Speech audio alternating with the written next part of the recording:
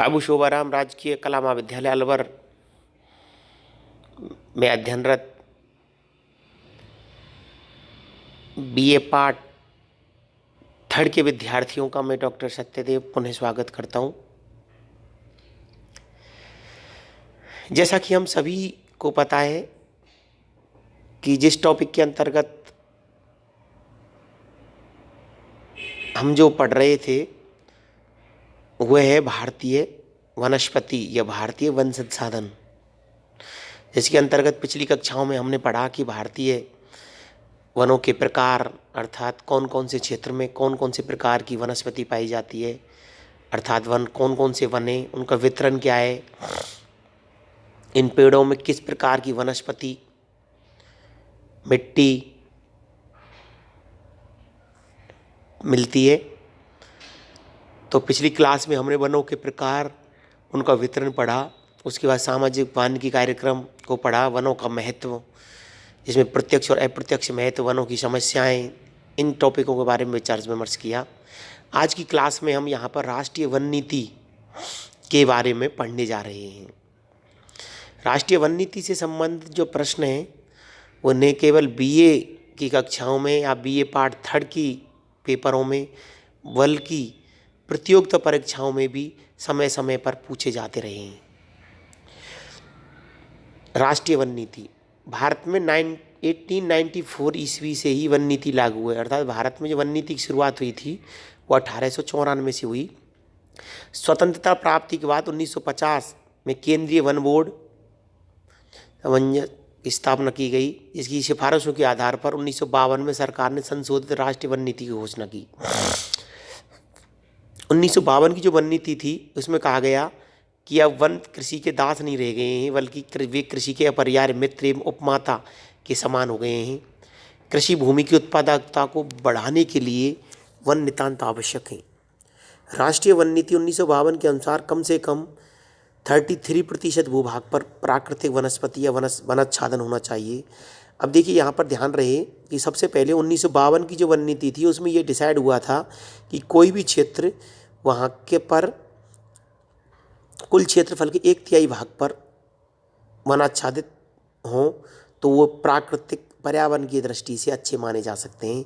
यह पहाड़ों पर 60% तथा मैदानों पर 20% होना चाहिए। सन 1980 में भारत सरकार ने वन संरक्षण अधिनियम बनाया। तो वन संरक्षण अधिनियम कब बना? 1980 में। 1988 में इसे संशोधित कर और कठोर बना दिया। इस नीति में देश के कुल क्षेत्रफल के 1/3 क्षेत्र में वन विस्तार का लक्ष्य निर्धारित किया गया। इस नीति के 2 मौलिक उद्देश्य थे। वन संसाधनों का दीर्घकालीन विकास सुनिश्चित करना, अर्थात जो नीति थी 1988 की उसमें यह निर्धारित हुआ कि वन संसाधनों का दीर्घकालिक विकास, जो सतत विकास की अवधारणा है, वो इस नीति में पहली बार शामिल होना सुनिश्चित की गई। और दूसरा है निकट भविष्य में निर्माण कार्य हेतु बढ़ती मांग को पूरा करना।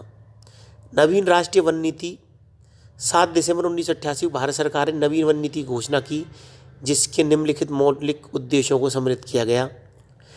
जो नवीनतम लेटेस्ट जो वन नीति है 1988 है, पर्यावरण स्थिरता एवं सुधार। तो इसमें पहला उद्देश्य था कि पर्यावरण को स्थिरता प्रदान की जाए, पारिस्थितिक तंत्र को स्थिरता प्रदान की जाए एवं सुधार किया जाए। नंबर 2, वन क्षेत्र के जीव जंतु एवं वनस्पति जैसे प्राकृतिक धरोहर की सुरक्षा की जाए। लोगों की बुनियादी आवश्यकताओं की पूर्ति करना, जो लोग हैं उनकी बुनियादी आवश्यकताओं की पूर्ति करना। नंबर 4, मृदा संरक्षण, अर्थात मिट्टी जो संरक्षण है उसको बढ़ावा दिया जाए। मरुभूमि में बालू का स्तूप या रेत के एक टीले पर नियंत्रण स्थापित करना। सामाजिक वानिकी एवं वृक्षारोपण विस्तारों कार्यक्रमों का विस्तार करना। इस नवीन नीति के मुख्य बिंदु इस प्रकार हैं: पहाड़ी एवं नदियों के कटाव वाले क्षेत्रों में वन विस्तार करना, वनों की उत्पादकता में वृद्धि सुनिश्चित करना, पर्यावरण संतुलन के वनों की कटाई करना।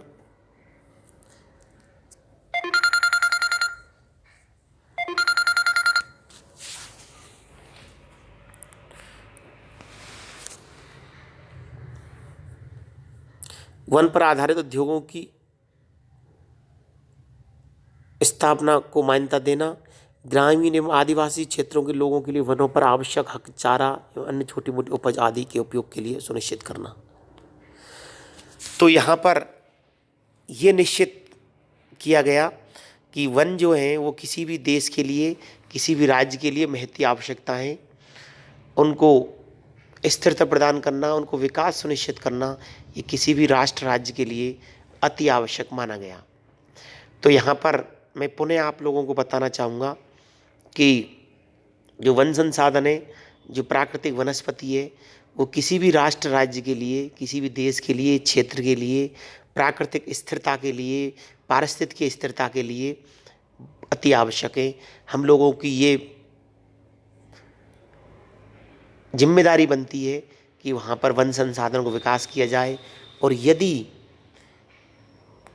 किसी उत्पादकता कार्य हेतु वनों को काटा जाता है या वनों का उपयोग करना है, तो पुनः उनको पेड़ों को लगाया जाए या वन उत्पादकता को बढ़ाया जाए। तो इस प्रकार से वन संसाधनों की आवश्यकता को बढ़ावा देना महत्वपूर्ण माना गया है।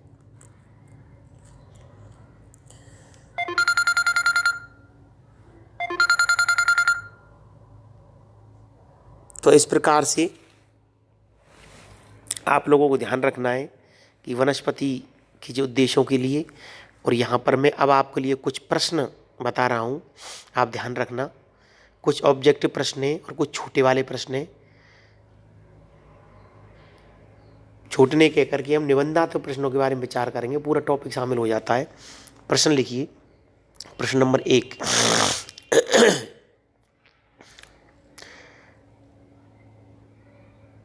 भारत में कौन सी वन नीति के तहत यह प्रावधान किया गया था? भारत में सर्वप्रथम कौन सी वन नीति के तहत यह प्रावधान किया गया था कि 1/3 भूभाग पर वन होने चाहिए? नंबर 1 ऑप्शन ए 1952 की वन नीति, ऑप्शन बी 1898 की वन नीति, ऑप्शन सी 1988 की वन नीति, और ऑप्शन डी 1974 की वन नीति। प्रश्न नंबर 2 लिखिए।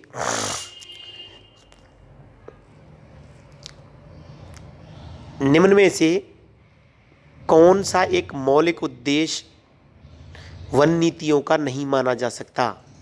अर्थात निम्न में से कौन सा एक उद्देश्य वन नीतियों का नहीं है? ऑप्शन ए पर्यावरण स्थिरता एवं सुधार, ऑप्शन बी मृदा संरक्षण, ऑप्शन सी लोगों की बुनियादी आवश्यकताओं की पूर्ति करना, और ऑप्शन डी निर्वनीकरण।